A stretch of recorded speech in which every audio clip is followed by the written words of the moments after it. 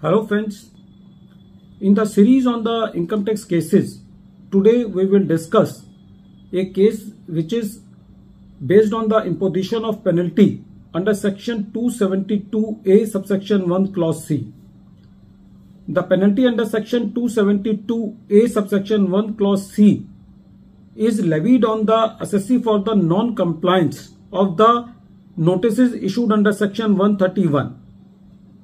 It has been seen in the normal course of income tax practice that the assessees do not comply these notices or other notices which are issued under section 142 subsection 1. Now the department has become very strict as far as the compliance of the notices are concerned, and the penalties are being levied on the assessee for the non-compliance of these notices. The question before Jaipur ITAT B bench in the present case was that if the summons are issued to the assessee under section 131 and the assessee seeks adjournment for these summons, or the assessee takes this ground that the notices has not been served on the assessee, so whether in that case what is the fate of these penalty orders, this issue has been very well taken up by Honorable Jaipur ITAT B bench in the case of Deepak Kumar Samtani versus Additional Director of Income Tax Investigation, and this case is reported in 122 ITR Tribunal at page number 617, and the date of the judgment is 25th October 2024.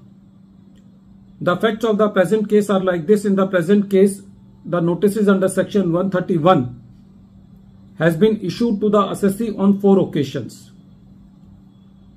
After that, the Additional Director of Income Tax Investigation issued a show cause notice to the assessee under section 272A subsection 1 clause C to appear before him or to give the written submissions that why the penalty of rupees 30,000 per default should not be levied on the assessee.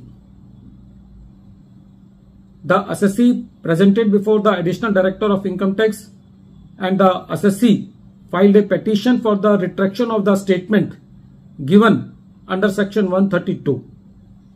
The petition of the assessee was not accepted by the Additional Director of Income Tax Investigation, and he levied the penalty on the assessee for the non-compliance of the notices.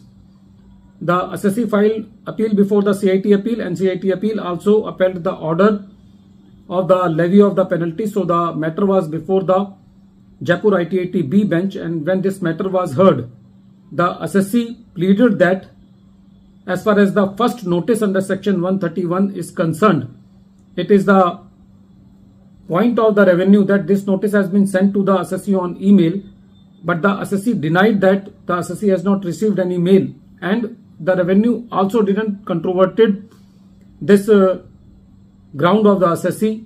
So the tribunal deleted the penalty for the first notice issued under section 131.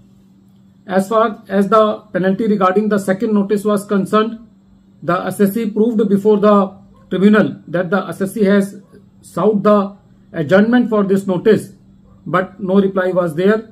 So as far as this notice was concerned, the penalty was also deleted. And for the third notice also, the revenue could not prove before the tribunal that it has been served on the assessee, and the assessee also said that the assessee has not received this notice. So penalty for this notice was also deleted. As far as the fourth notice was concerned, the fourth notice was duly complied by the assessee. So in the nutshell, the tribunal deleted the penalty for all the notices levied by the revenue. Friends, the takeaway from this case is that the assessee should not ignore the notices. The notices should be replied. Each and every notice should be complied.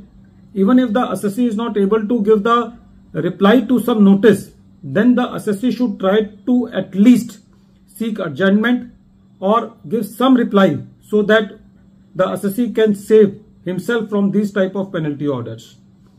At the end of this video, once again I am repeating the name of the case. The name of the case is Deepak Kumar Samtani versus Additional Director of Income Tax Investigation, and this case is reported in 122 ITR Tribunal at page number 617, and the matter has been decided on 25th October 2024. Thank you, friends.